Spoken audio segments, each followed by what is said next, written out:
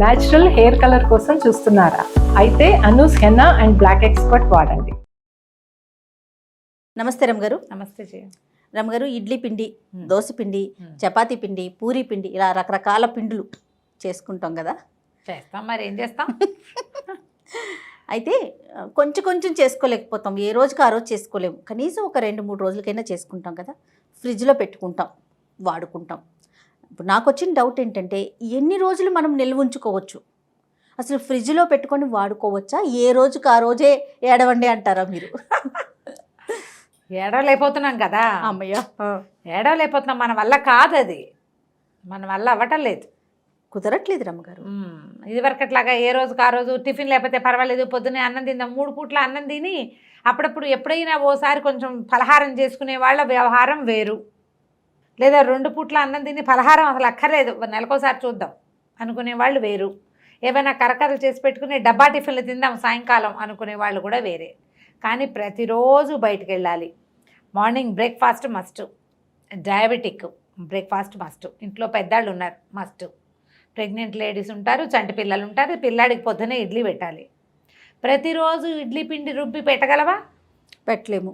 Time ఏది? మనకి సహాయం లేరు. పాత రోజుల వ్యవహారం వేరు. మనకి ఫ్రిడ్జ్ వచ్చిందే పాత ఈ వస్తువులు పెట్టుకోవటం కోసం.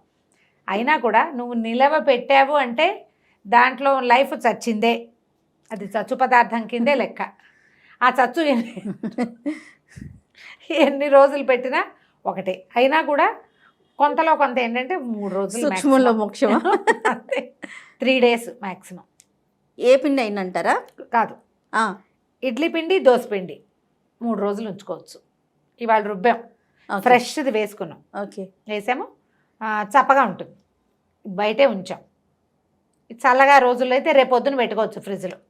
రేపొద్దున కూడా ఫ్రెష్ పిండి, అంటే అదే పులిసిన పిండి వేసేసుకున్నాం, రేపొద్దున ఎత్తి ఫ్రిడ్జ్లో పెట్టండి. చాలామంది సాయంకాలమే పెడతారు ఫ్రిడ్జ్లో. సాయంకాలం రుబ్బేసి పెట్టేస్తారా? అంటే పొద్దున్న రుబ్బాం, సాయంత్రం ఫ్రిడ్జ్లో పెట్టేస్తారు, పొంగిపోతుంది కదా.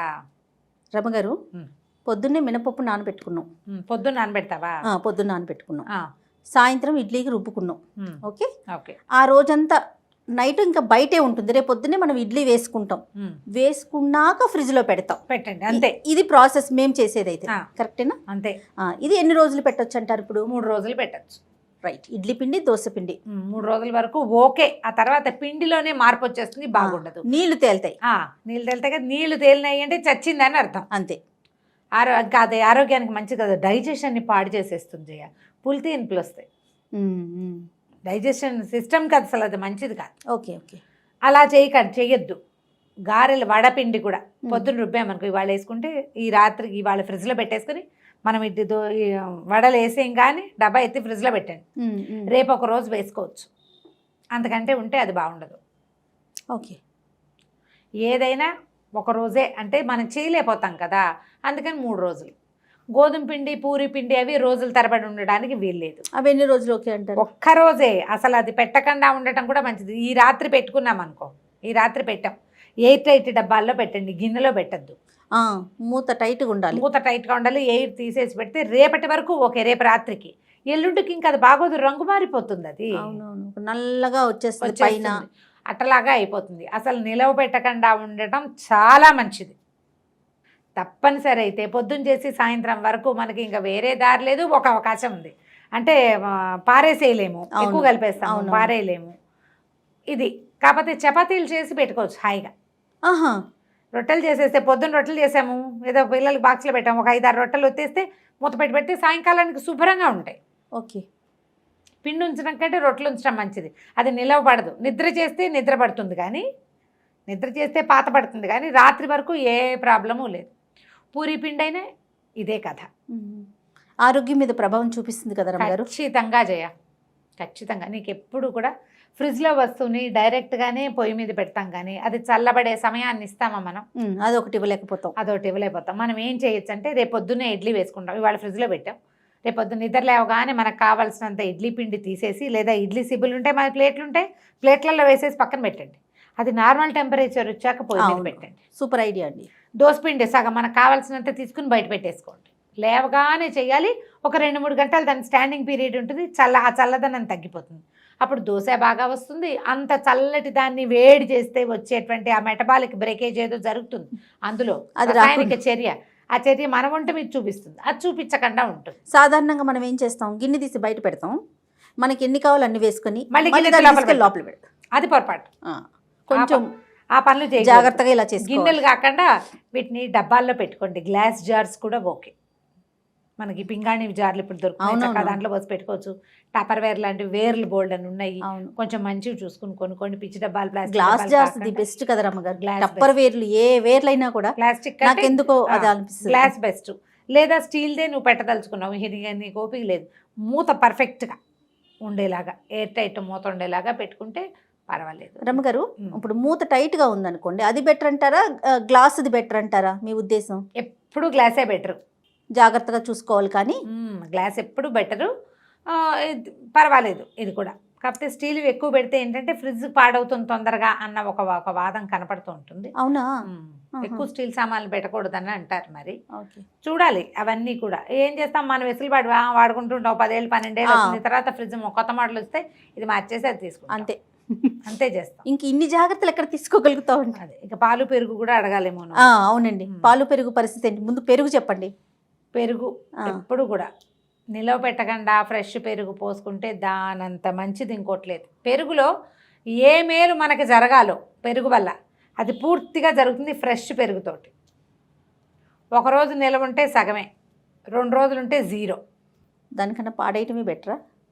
ఏం చేస్తాం, పారేసేది వారేమని పొట్లో పడేస్తాం.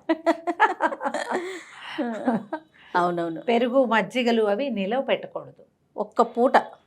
ఒకవేళ పెరుగు మనకి ఫ్రిడ్జ్ లేదనుకుందాం, లేదా మనకే ఈ కాలంలో పెద్దగా పులవదు, ఏం చేయొచ్చు అంటే పెరుగు గిన్నె ఉందా, దాని మీద కాస్త నీళ్ళు పోసేసండి. పెరుగులో మంచినీళ్ళు పోసేసి కదలకుండా పెట్టండి.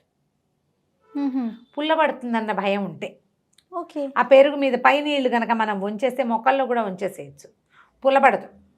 పెరుగుని కడగటం అన్నమాట. పెరుగు పులిసిపోయినప్పుడు కూడా ఈ పద్ధతి వాడుకోవచ్చు. ఫ్రిడ్జ్ వద్దు అనుకునేవాళ్ళు బయటే ఉంచితే నీళ్లు పెట్టుకోవచ్చు. ఓకే, బాగుందండి. ఏ పూట కాపూట తోడు పెట్టుకుని వాడుకోగలిగితే దానంత మంచిది ఇంకోట్లేదు. కాకపోతే అలా కుదరదు కదా, పిల్లలు తినరు, పెద్దలు తినరు, మనమే బయట తింటాం, పెరుగు ఉండిపోతుంది. ఈ పెరుగు ఫ్రిడ్జ్లో చేరుతుంది. అవును.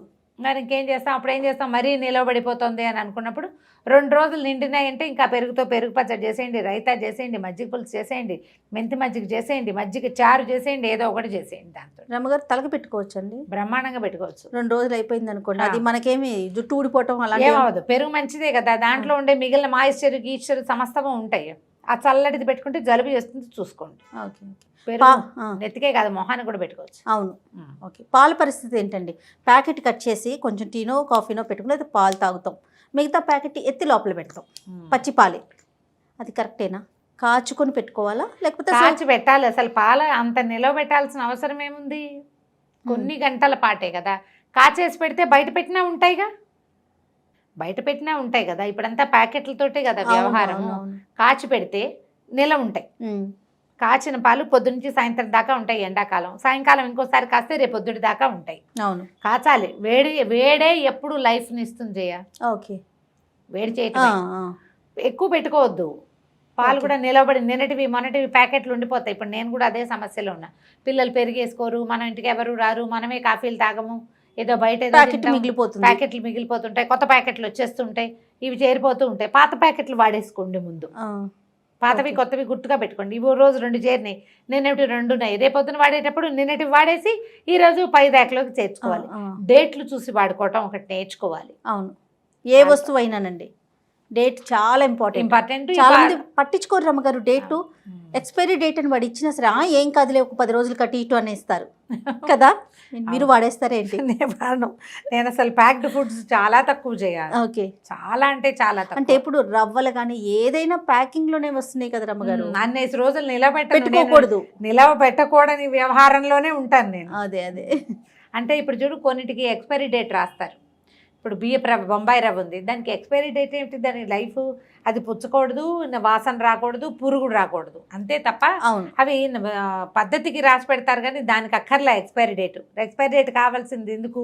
పాలు, పెరుగు, బ్రెడ్, వెన్న, మందులు, వాటికి అవి పాడయ్యేందుకు అవకాశం ఉన్న వాటికి ఎక్స్పైరీ డేట్. అన్నిటి మీద చూస్తున్నామండి. చూస్తావు కానీ ఇప్పుడు బొంబాయి రవ్వ పాడవడానికి వాళ్ళు ఇచ్చిన డేట్ అక్కర్లా, దాని ఆ. ఫ్రిడ్జ్ లో ఉందనుకో అది అలాగే ఉంటుంది. అవును. పాడవటం అంటే దాంట్లో ఏమిటి అందేమో రసాయనిక చర్యలు అవుతాయా? ఏం అవ్వవు కదా. అందులో పురుగు అయ్యేది ఏంటి? పట్టకుండా ఉండాలి. పురుగు, ముక్క వాసన రావటం. ఇప్పుడు ఆ వాసన వస్తే ఎక్స్పైరీ డేట్ ఇంకా 2 నెలలు ఉంది, ఎందుకు వాసన వచ్చింది అనలేవు. అనలేం, పడేయటం. పారేయాలిగా. డేట్ ఉంది కాబట్టి వాడతామా? వాడుకోలేము. బ్రెయిన్ వాడాలి మనం. అంతే. ఈ వస్తువుకి ఎక్స్పైరీ డేట్ అవసరం ఉందా అనే రకమైన అవగాహన కలిగి ఉండాలి. అసలు ముందు తక్కువ తెచ్చుకొని ఎప్పటికప్పుడు కంప్లీట్ చేసుకుంటే చేసుకుంటే ఉత్తమం. ప్రాణం హాయిగా ఉంటుంది. అంతే. అంతే.